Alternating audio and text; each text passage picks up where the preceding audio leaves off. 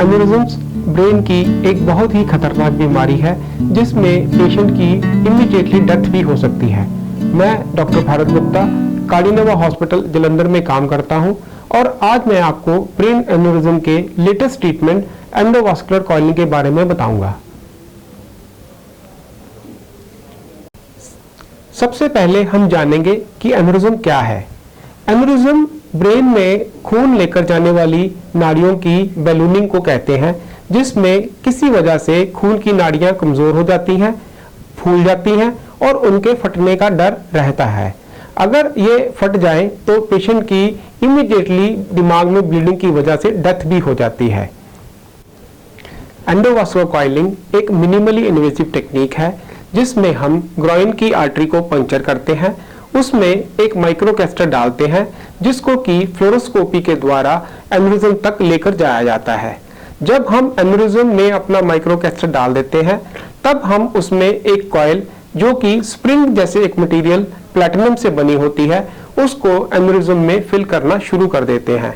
जब ये एन्यूरिज्म उस कॉइल के साथ फिल हो जाता है तब हम एक इलेक्ट्रिक करंट के द्वारा उस कॉइल को माइक्रोकैस्टर से अलग कर देते हैं। कॉइल्स 2, 3 या 4 depending upon size of aneurysm डालनी पड़ जाती हैं। जैसे ही हमें पता चलता है कि ये एन्यूरिज्म कॉइल से भर चुका है और इसके फटने का खतरा बिल्कुल बंद है, तब हम आराम से अपना माइक्रोकैस्टर बाहर निकाल लाते हैं। इस टेक्निक में किसी तरह का कोई भी स्किन इंसिजन नहीं दिया जाता। इस टेक्निक को एक नीडल के जरिए ग्रॉइन से ही आर्टरी पंक्चर कर किया जाता है।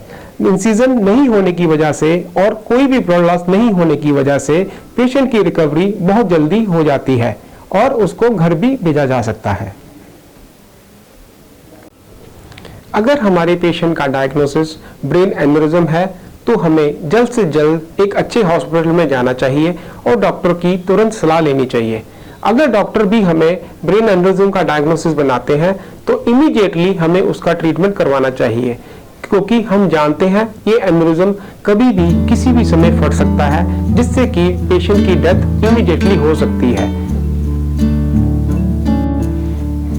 लास्ट में मैं सबको यही बताना चाहूंगा, चाहे ब्रेन एन्यूरिज्म एक डेडली डिसीज है, अगर समय रहते हम इसका इलाज अच्छे से करवा लें तो पेशेंट अपनी जिंदगी में दोबारा से पहले की तरह ही काम कर सकता है और अपनी जिंदगी एक बहुत ही अच्छे तरीके से जी सकता है।